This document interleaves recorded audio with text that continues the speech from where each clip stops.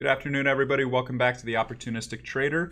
It is 12 o'clock on October 25th, and we're joined by Henry Schwartz of Trade Alert. Henry and Trade Alert have a really in-depth system that kind of goes over all sorts of algorithms, a lot of information, more information than you know, to go over all equity markets, tons of information, options, equities.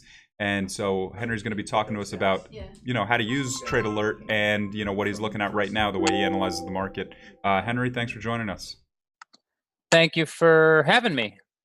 And it's been interesting to kind of see what you guys have going on. So hold on, let me close that. Okay. So as Michael said, I've focused on options activity. That's what I've done forever. In fact, Larry, I don't think you're in this picture, but this is a picture of the Amex floor. This is me right over here. Ah, nice. And Larry probably would have been kind of off to the right.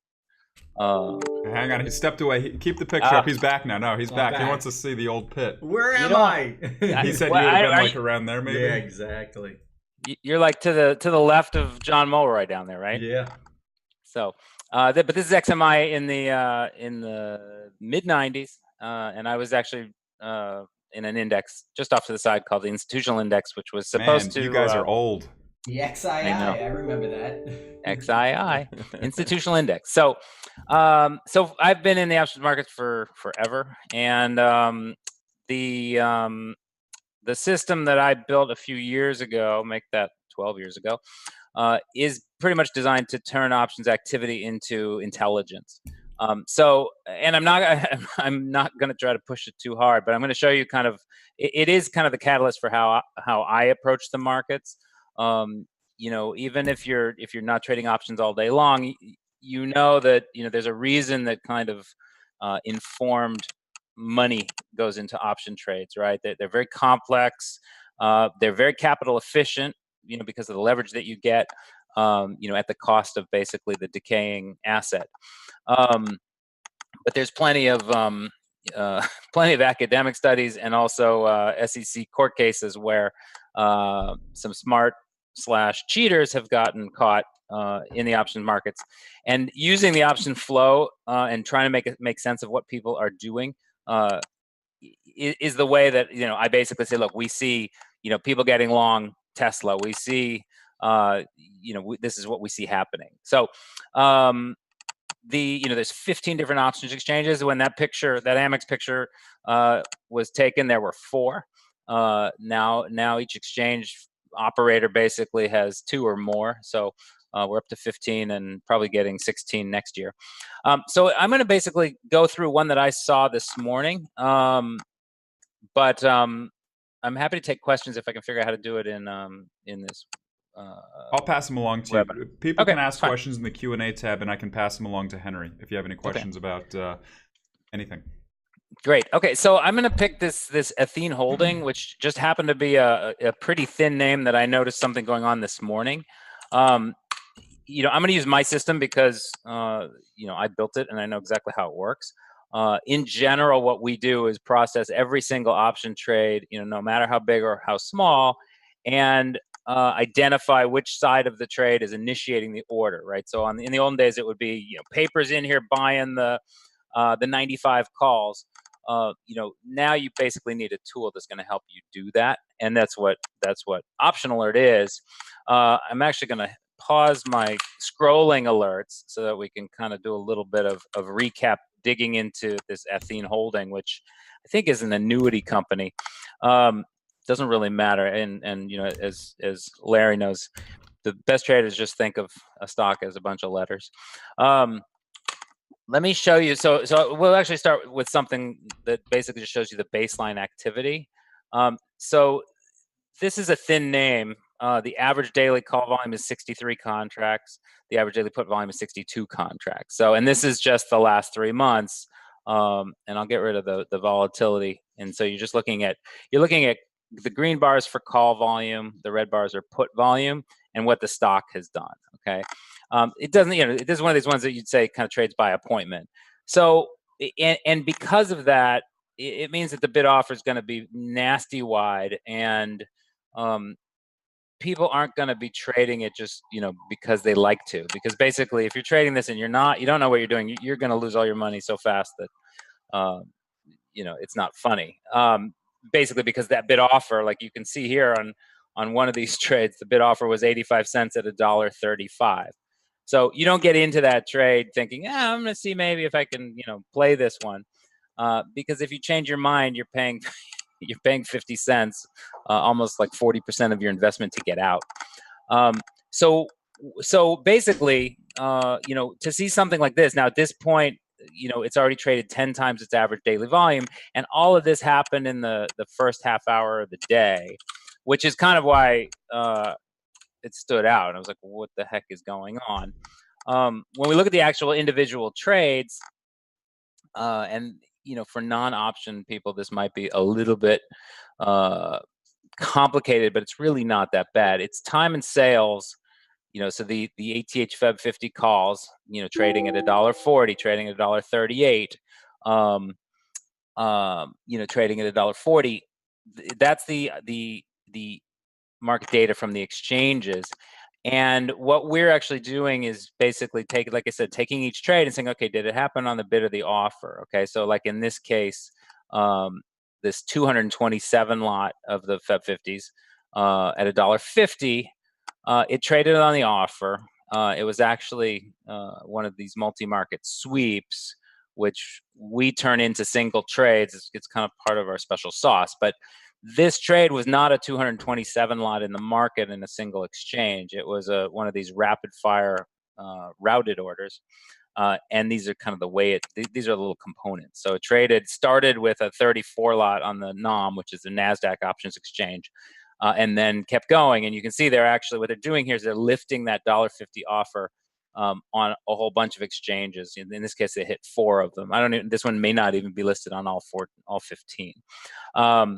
So the way that we look at a trade is, did it trade on the bid or the offer? But there's another important piece, which is it above or below theoretical value?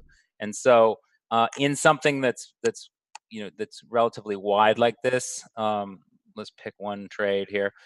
Even the biggest trade of all. Okay, so this market was $1.40, $1.50 when 500 traded, which you would say, well, it traded on the bid, so maybe it was a seller. But in reality, as somebody's coming in to buy a bunch of contracts, they're going to lift the market. There's going to be pressure there, and so what we go off of is these 2 other metrics. One is the change in volatility. Okay, so the volatility of this trade was 27.7, which is up almost 2 points on the day. Volatility kind of only goes up when there's buyers of contracts or when the market's panicking, like yesterday. But this morning, as this stock was trading a little bit higher anyway, and the entire market was bouncing, volatility in general, whether you look at the VIX or anything, was coming in, right? Everybody was relaxing that the world wasn't over again. So in terms of trying to say, okay, was this a buyer or a seller? You can say, well, I'm pretty confident this was a buyer. And actually, what you might want to do, or what I tend to do, is go back and look at the trades in kind of time order. So if you go back in time to the earliest trades, it becomes a little bit more clear. So at 9:45, you had a bunch of these bid side trades.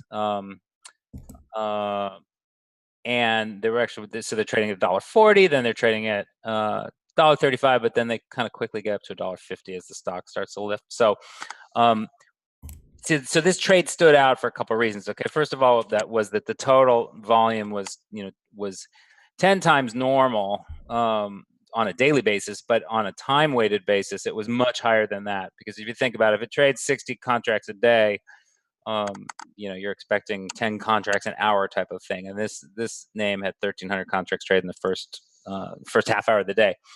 Another way you could kind of look at it is taking a look at that volatility term structure. So the today's activity versus yesterday, this is like I said, because it's a very wide name, you're going to have some pretty noisy data. But this is showing the at the money vol structure. So it actually looks a little bit lower in that that December term. These were February's that were being bought though. So you're looking kind of out 113 days, which is basically right here where you can see that volatility is actually higher. So I think that I just took a look. I think they released Yeah. earnings on October 31st, Halloween special. They do, and that's what we actually wrote it up with a little note, which is what we do on things that are that have kind of significant activity or activity that's a little weird. Where it's buying, but it's happening on the bid in the form of kind of this volatility getting bid up. So, that's basically what we said. At 10 in the morning, we said heavy call buying, and they started paying $1.27 to $1.40, and then finished up at $1.50. Now, in this case, I did scalp a little bit of stock because it was whipping around, but the activity stopped. The last trade in the name was at 10. It was just before 10 a.m. So in terms of, we look for long-term trades, we look for, really quick scalps. They both work. And with options, you have a ripple effect in the stock, whether it's the hedge that the liquidity providers have to go put on, or other people basically saying there's something going on in here and I want to, kind of ride this a little bit. In this case, though, because that activity ceased, you're like, okay, well, whatever it was, they seem to be done. And since they were done at 10 a.m., you're kind of in this little part of the chart, right? So, the first trades started around right after, actually 2 minutes into the day. So the stock was right here, 45, 68, 70, and it got up it got over 46.10, and so there was an opportunity to kind of scalp it in here, which is what I did, but. This is not one that jumps out at me as kind of, well, this is some sort of, deal name that somebody has a little information in. There's one other way, and this, I'll try to limit the option geekiness to it, but the other way that we tend to think of, and people tend to look at speculative flow, is looking at the skew. We're just going to go actually here. So the put call skew is that volatility smile that people talk about. It basically is the way that people price options using a Black-Scholes type of model, and the volatility is the fudge factor, or the skew is the fudge factor. So by making these downside puts a little bit more expensive than calls, you're building in kind of crash protection or crash premium, and that's normal, right? Because people actually do buy crash insurance, and therefore, most people believe there's just a little bit of extra juice in those puts because people are buying that insurance. This skew, you can define it a couple different ways. What we do is basically just say, let's take 30-day options and take the 25 delta call and put. So we find a good out of the money option, methodically, and say, okay, how much more expensive is the put than the call in volatility terms? So it is relatively simple. The math takes a little while, but if you look at this stock, you have at the 30-day term, you have a 36.6 put volatility and a 31 call volatility. So it's normal. It's telling you that people pay a little bit more for puts. They're more worried about the market crashing than crashing up. Almost all stocks are like that until you get into some of these inverted things that really are deal speculation. But what you can do is you can track the change in that over time. So on the day today, we see the put went down by 2.8 vol points, and that's in the 30-day term, and the call went down by 0.7. So like I said, the market's kind of exhaling a little bit. Volatility is lower everywhere, but in this case, a little bit more juice came out of the puts than the calls. In terms of looking for something speculative, that's a little bit more extreme. Let me see if there's something that's actually liquid. Maybe Qualcomm. First, let's see if there's actually any decent activity in Qualcomm.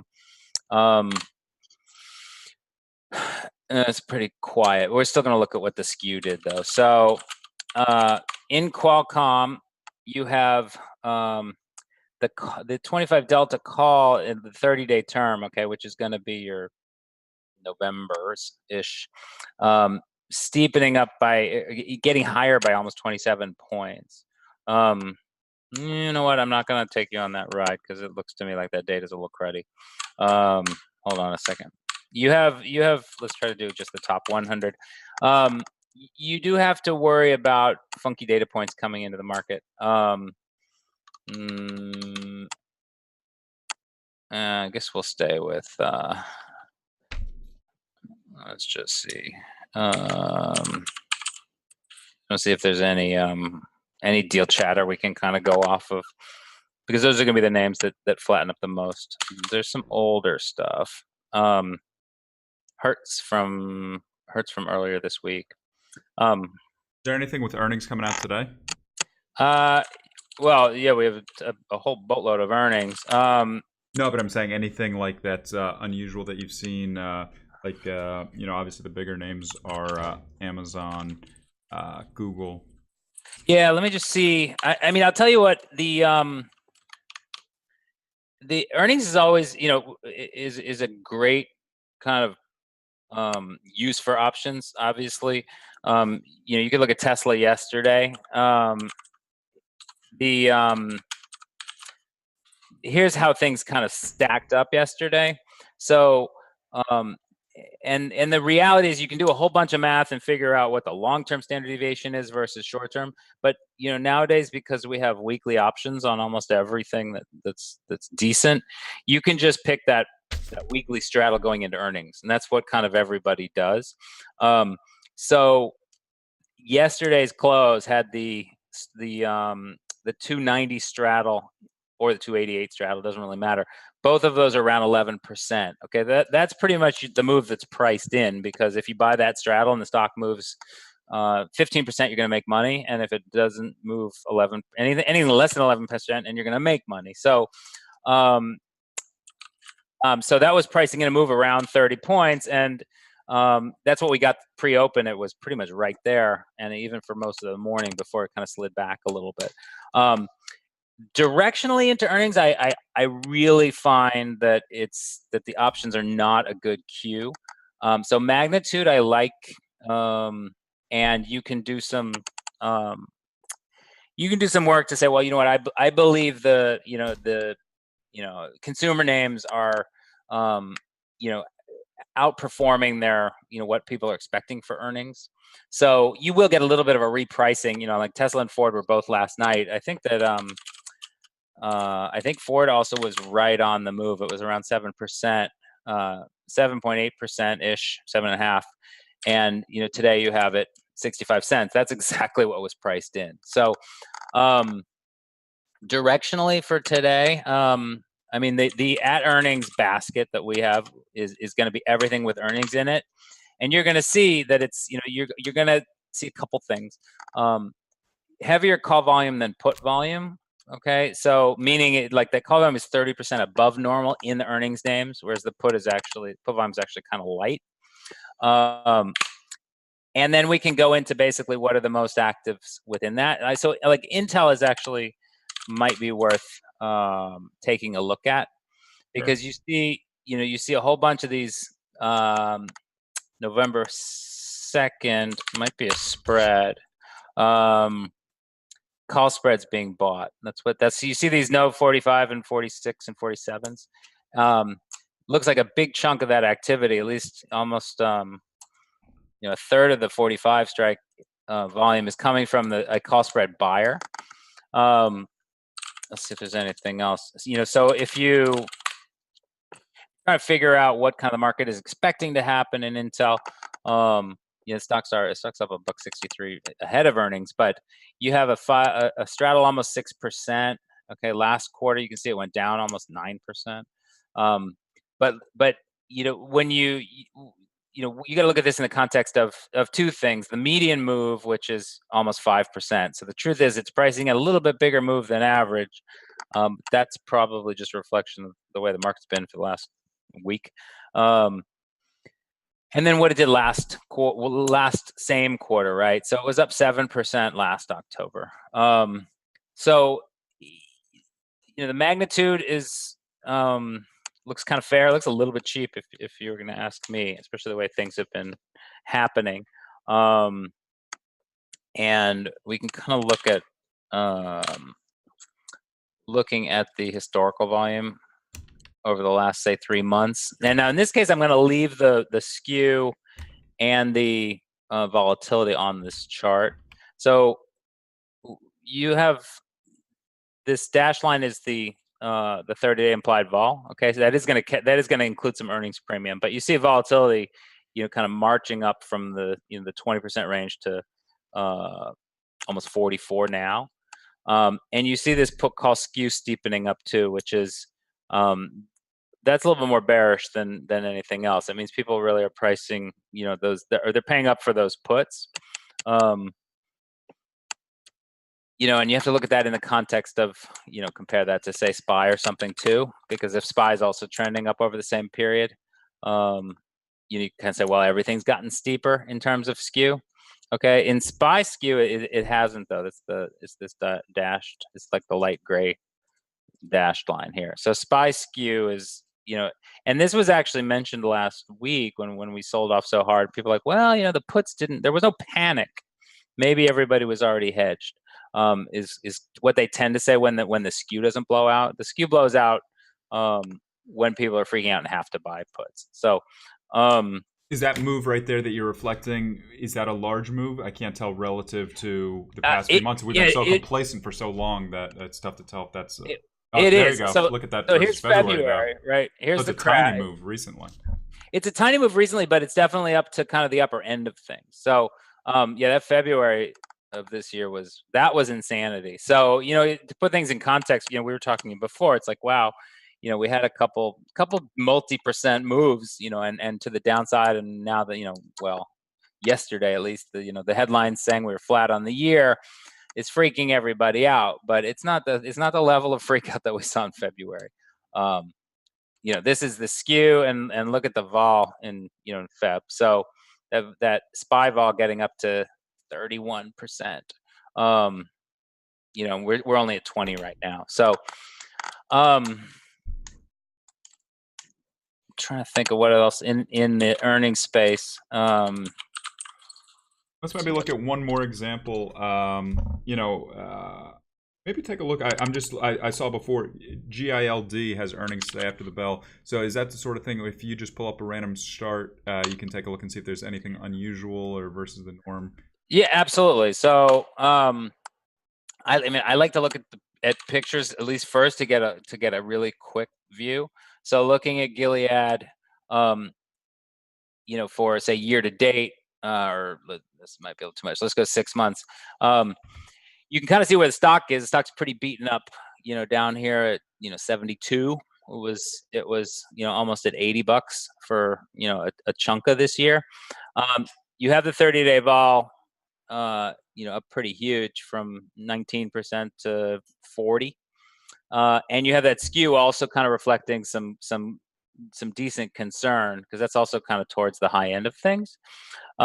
The activity today, though, the volume is cruddy today. It was better yesterday, so I would actually go and try to figure out what was, if you look at today, let's just see if there's anything.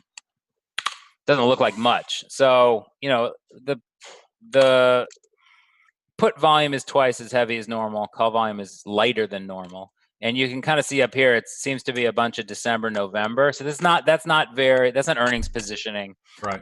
That might be a little bit of protection into earnings, because people will buy some puts if they're a long holder, and they don't want to buy the stuff that's going to expire, or that's going to instantly get crushed. I want to look at what happened yesterday. So this is 14,000 this week. With options, you have all the strikes and all the terms and everything else, but you also have open interest, which helps you see what's being accumulated and when trades are being entered and being exited. So yesterday's volume, right? We can see here it looks like it was pretty heavy, 28,000 calls, versus average of 16. So it's almost twice as busy as normal yesterday. And the net result of that was 20,000 calls opened and 5,000 puts opened. And it looks like the Jan of 2020, 70 calls the position that was open. So, I'll go look at yesterday and say, okay, what the heck was the trade? It's kind of interesting in that it's nothing. There's no big block, right? So 15,000 printed, and basically and 15,000 were added to open interest. So these were all opening trades. It looks like they were mostly being sold, though, which I would read as an overrider. Probably somebody who owns the stock and wants to take in a decent, right. That's a big chunk of premium. It's a near, it's an at the money call, so they're giving up kind of upside from here, or maybe they're just going to try to take the decay. But if you look at it, and this stock hasn't, in the last year, it hasn't done anything. It's kind of stuck around 80 anyway. And if you go back further, it hasn't been above 80 since 2016. So so what I would do is say, okay, well, so yesterday what you had was let's back to yesterday, sorry. So 15,000 is Jan 70 calls traded. They net opened. The volatility didn't do much yesterday, but you also got to keep in mind the volatility in the rest of the market was going up yesterday because that was the biggest sell-off we've had in a long time. So for this vol not to pop along with the rest of the market, that's that selling pressure in terms of volatility. Right. The other thing is it's a whole bunch of small trades, so they weren't doing it as oops. They weren't doing it as one big old block that they got a bank to help them with. They were doing it in a whole bunch of little, relatively small chunks. And interesting. Yeah, yeah, no, very, very in-depth analysis. Really interesting. So I guess tell us a little bit, about the service and yourself and things like that, and let us know how we can access it. Sure. So like I said, options order flow is all we focus on. That's really what the system does. You don't have to be an option trader to use it. And in fact, I'd say probably a third of our users just trade stock. And in part because the bid offer in the underlying can be a penny or two. And with options, not only do you have to kind of quickly pick what contract you're interested in, but the bid offer is going to tend to be, especially once you get away from Apple and SPY, the bid offer is going to tend to be a killer. So you get plenty of people that basically try to trade the stock directionally based on the cues in the options. We're if you go to tradealert.com, I think it's trade-alert.com. You can check out our institutional or our individual product. The individual service, if you is actually, there's two levels, but for sophisticated traders who really are trading for a living, I would go with the individual premium, which is the same as the institutional service. It's a simple subscription service. It's month to month. It's not like a Bloomberg where you get locked in for multiple years. We provide this service to almost every single bank, a lot of prop shops, a lot of interdealer brokers who have to make sense of the activity, and some buy side and active retail, who basically are trying to say, okay, I understand it's a big market, a lot of data, I need to make some sense out of it. So